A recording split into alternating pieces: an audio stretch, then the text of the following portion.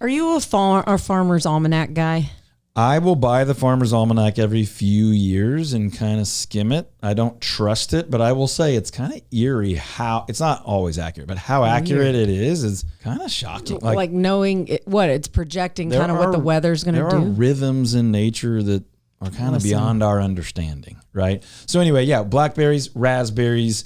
I grow zinnias with my girls. It's a type of flower, and there's a lot of different kinds of zinnias. So you've seen 4 or 5 that I brought into the office.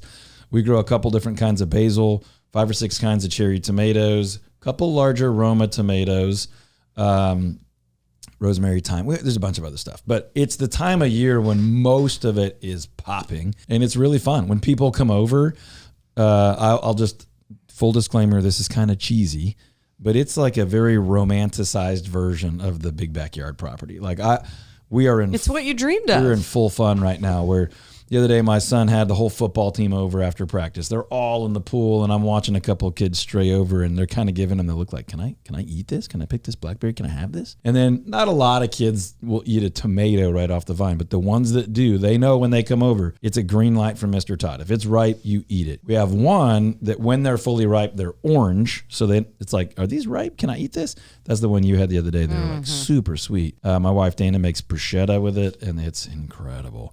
We made some pasta the other night. It was basically just noodles and those cherry tomatoes kind of diced up. And we actually concluded it's almost too sweet. I choose the sweetest varieties for a reason, making sauces and things. So anyway, garden, the orchard are killing it. The pond is doing really well, but it is the time of year because of the heat and lack of rain that I start losing level in the pond. So lots going on. Mulberries are doing well. The figs are exploding right now. They're not quite ripe. If I can time it perfectly, I will be bringing dozens, if not hundreds of figs into the office as well. So for friends and clients and all that good stuff. So the garden, should get some goat cheese and some honey. That's what I'm talking about. That's kind of the only way I really like figs and even tomatoes is like, what are we doing with it? I'm not eating them raw a lot, but lots of good stuff going on. I certainly didn't mention all of it. And that's just what I'm doing. But I thought it was a good question because it's the time of the year. Some people will grow something in a pot, whether you have an apartment or a townhome or something, you got a couple pots going.